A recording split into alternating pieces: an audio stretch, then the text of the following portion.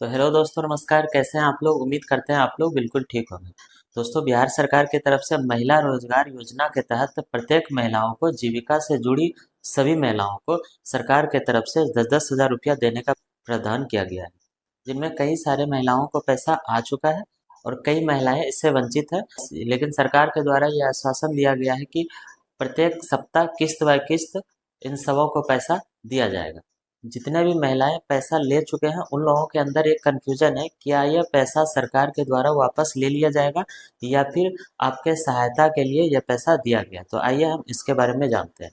तो सबसे पहले अगर हम बात करें तो यह पैसा आपको छोटे छोटे रोजगार करने के लिए दिया गया है, ये ना कि आपको उधार के रूप में दिया गया है।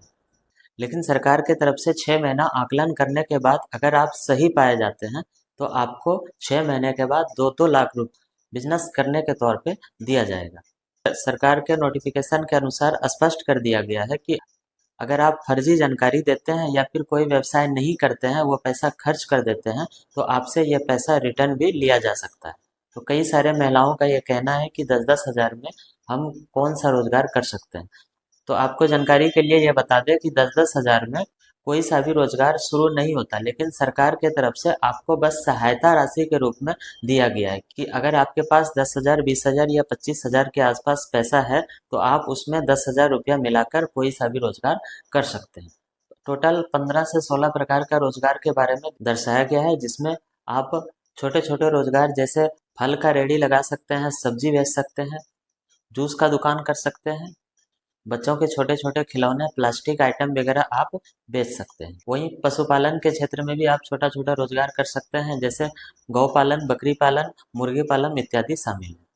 इसके अलावा आप खाद्य सामग्री की दुकान कर सकते हैं, ब्यूटी पार्लर खोल सकते हैं और कपड़ा सिलाई का मशीन खरीद सकते हैं।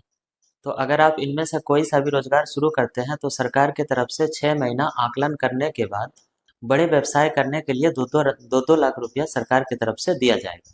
दोस्तों, सरकार के द्वारा इस योजना को लाने का एक ही मकसद है कि गांव के महिलाएं गांव तक सीमित नहीं रह सके, समाज का नाम रोशन करें, आर्थिक रूप से आगे बढ़े और ग्रामीण अर्थव्यवस्था को मजबूत करें। धन्यवाद।